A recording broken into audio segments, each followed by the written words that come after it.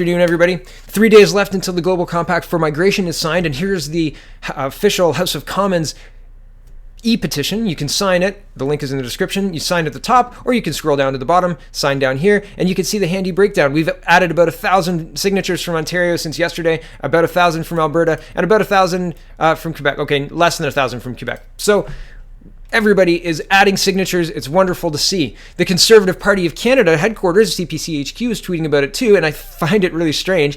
Quote, Canada must be in control of our borders and have full autonomy over who enters our country, not some foreign entity that cannot be held accountable by the Canadian people. Sign here if you agree. And click here, and it goes to conservative.ca. It doesn't go to this petition. No. It goes to the Conservative website, conservative.ca, and they're collecting your information to...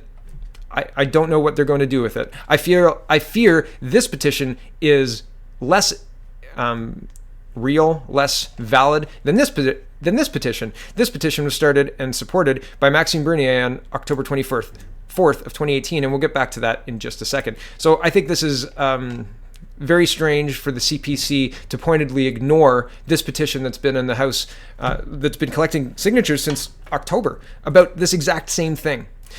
Gerald Butts, the real Prime Minister of Canada, he's the guy who controls the puppet Prime Minister in Justin Trudeau, and he's saying, quote, this is a flat-out lie being spread by the far right in Europe, the alt-right in North America, and now the leader of the Conservative Party of Canada. And his tweet that he's responding to is, Justin Trudeau wants to give up Canadian sovereignty to an unelected international body, say no to the UN Global Compact for Migration, and that's the CPC HQ tweet. So Mr. Butts is saying that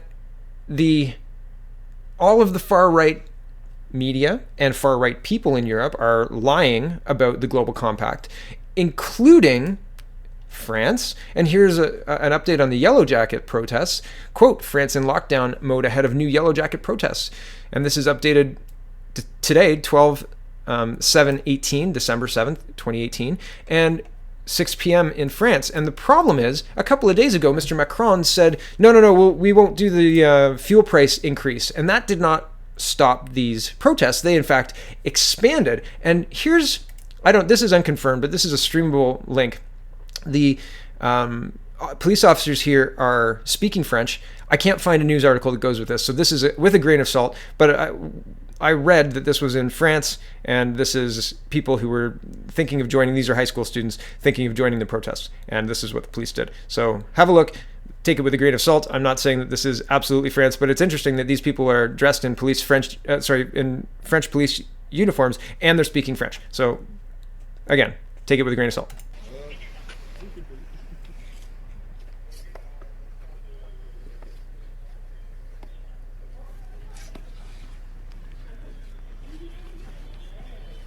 Voilà une classe qui se tient sage.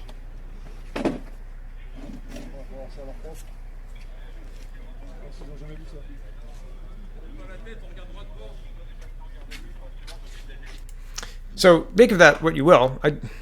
I'm not saying one way or the other, but this looks a little draconian, doesn't it? A little bit, do what we say or we're going to beat you with these clubs, like you've seen on the videos of protests in France. So this alt-right conspiracy theory, this alt-right lie being spread by Politico, this far-right Politico magazine, talking about how gas protests have just spiraled out of control, that seems like a lie. That seems like something you'd need to pay people off to say. Oh, wait, you did that already, didn't you, Mr. Butts? Right, okay. So finally today, Justin Trudeau is talking about Alberta, and he's saying that, yes, we can definitely be a part of the solution. We're happy to look at if... No, sorry about that. I didn't mean to actually force you to hear his voice, but he says that the government can be part of the solution. The National went after him a little bit last night. It was almost like watching real journalism. But still, Trudeau maintains his inability to answer a question, his inability to really be cogent. He just talked and said words, and they sounded kind of okay together, but he didn't solve any problems. He knows that he's the one who killed the Alberta oil fields. He knows he's the one who killed Energy East and the Trans Mountain Pipeline, and saying, oh, you know what, we could just get EI in here, and that's going to totally fix it. No, it's not. No, it's not. The revenue, Canada's revenue coming in, stuff that the product that we usually ship, oil, is being sold at $12 when the usual rate is $50. We've lost billions of dollars this year due to your ineptitude, sir. And Alberta is hurting due to your lack of action, your lack of knowledge, and your inability to, make any kind of good governance choice. So everybody knows that you have to go. Everybody knows that the Global Compact on Migration is not a lie, and everybody knows that October 2019 cannot come fast enough.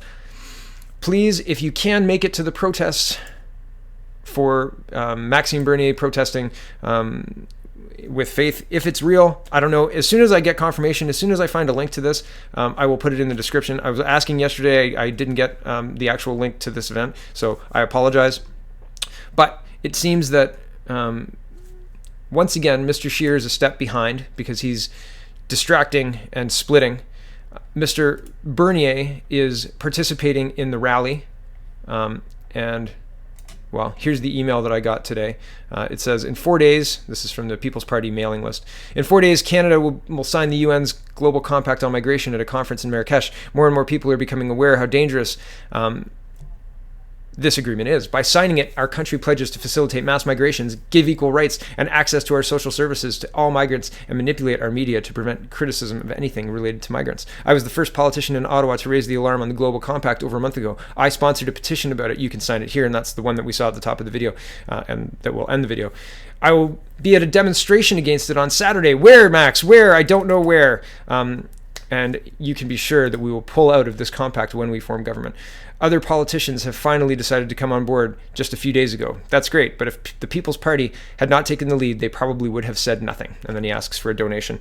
So it's an interesting time. It's interesting to watch what the leaders of the different political parties are doing regarding the Global Compact on Migration. Justin Trudeau is unequivocally going to sign it. Mr. Scheer is against it, but apparently not doing anything other than getting you to not sign the petition that's been on the government website since October. So it's really strange. Very, very, very strange. So I hope to be out at least my city's center to protest. I will be wearing a yellow vest on Saturday just to visually get it out there. And I don't know.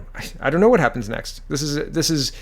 We are hurtling towards the 10th, and we don't seem to be hitting the brakes. And there is no political will to hit the brakes. In fact, I mean, even talking about this on Twitter, I get pushback, and you can almost feel the eye rolls through the Twitter machine. So the people are so asleep, they're not interested in waking up. And even facts can be easily dismissed by a person in power calling it a lie being spread by the far right, despite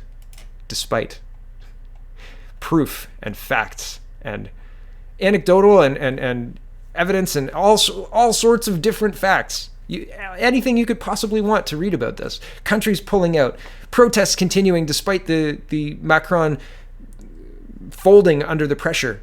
Okay, we won't put the gas tax. Well, the Yellow Jackets are not backing down. In fact, they're amping it up. Macron will be deposed. He will be gone. And I don't know. I don't know about the rest of the world. I don't know what happens next. Stay tuned. I'm as interested as you are. Thanks for watching.